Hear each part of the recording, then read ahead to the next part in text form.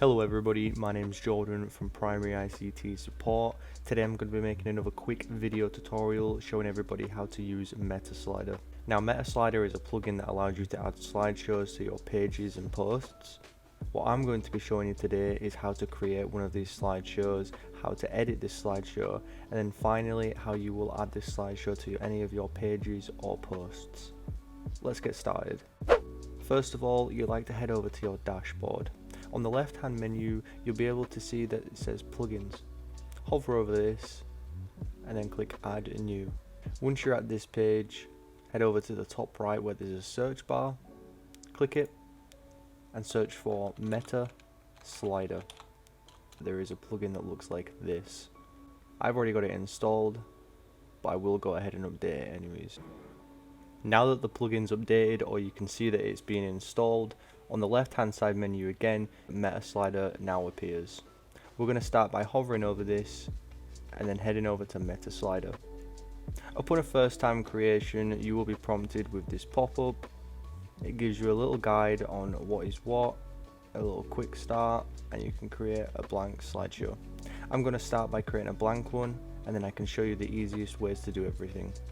Now that I've created the slideshow, you'll be able to see that there's already a built-in tutorial. To add a slide, click the add slide up at the top. For testing purposes, I'm going to add a test image. So once that you've either uploaded or dragged and dropped some images for your slideshow, you just like to go ahead and select them, and then down in the bottom right, click add to slideshow. Now that the image or images that you've uploaded are actually here, you'll be able to see a ton of options which allows you to make edits. For example, the caption, you can either use the caption that's already preset on the image when you uploaded it, or you can enter one manually like I already have. You can also add a URL to the image itself, meaning that when people click it, it'll take them to another page or even a different website. Over here you'll be able to see the option that it opens up in a new window. Of course you have the width, the height and the effect, but that's for the general slideshow itself. Now once that you've added all the images that you'd like to see on your slideshow, once you've added the captions and made the changes to the width, the height and the effect, you'd like to just click save in the top right of your screen. After that, down in the bottom right on how to use, all you have to do is go ahead and copy this right here, and then let's head over to the page or the post where you'd like to add this slideshow. To do this, on the left hand menu, hover over this and then click all pages. Or for posts, hover over posts and click all posts. Again, for testing purposes, I'm just going to go ahead and use my test page that I've already used in previous tutorials. Once I'm at the page and I can see my content, I just like to click where I'd want the slideshow to be. For example, if I want it to be at the top, I'd just click right here.